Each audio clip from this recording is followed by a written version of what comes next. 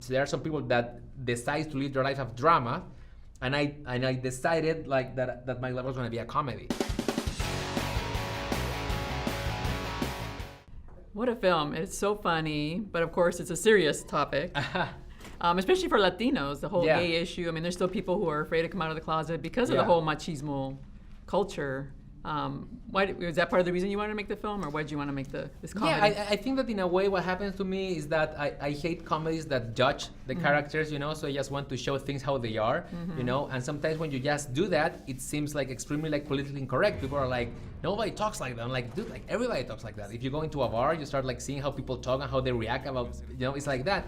And the whole idea of the movie came from when I was in Mexico City, and I was at this bar, and we were talking about how nowadays it was way easier to come out of the closet, you know, than like 15 years ago.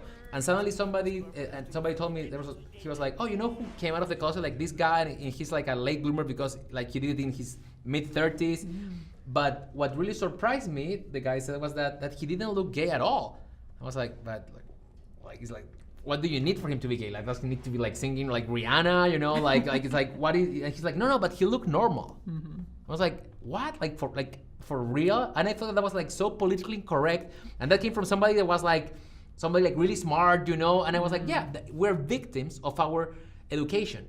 You know, like if you were raised in Latin America, or even if you were raised if you were raised anywhere in the world, you know, and you aren't like a millennial, let's say, like if you are in your early 30s, there is an education that comes most of the time from your mom, let's say, that is like, boys don't cry. Yeah, you know, exactly. Like it starts there, you know, and every joke is a gay joke, you know, and so it was like, it would be so funny that what would happen if you make a movie where we can make fun of the guy that is machista, that is like homophobic, instead of the gay character, you know, because always you have like a stock gay character that is like funny, you know, or like super like gay, let's say, you know. So it was like, it would be like way funnier to make a movie about the other thing, you know, like move the camera. And then you were working with a married couple, Mauricio and Chilean. And how was it for you? You're Chileno, they're Mexican, and it takes place in Mexico. So what was it like as far as writing it or using the notations of Mexican culture? For me, what happened is that I think that I don't make movies that have a clear nationality, because I was born in Chile and I'm Chileno, let's say, but I was raised watching movies from Spain, movies from the US, movies from Korea, you know, like I'm part of the first generation that grew up with the internet, so in a way I was always like extremely globalized. But that being said, the thing about having Mauricio and Aislinn is that they really know how comedy works.